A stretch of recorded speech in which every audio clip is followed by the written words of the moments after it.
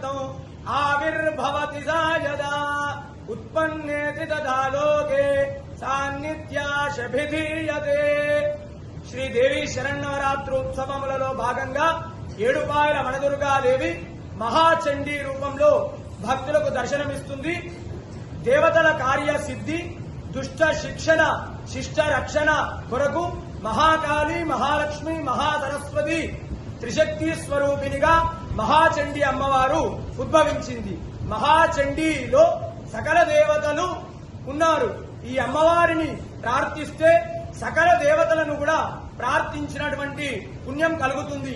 అదేవిధంగా ఈ అమ్మవారి అనుగ్రహం వల్ల ధనము, విద్య, అదేవిధంగా సంపద కలిగి శత్రువులు కూడా మిత్రులుగా మారుతారు.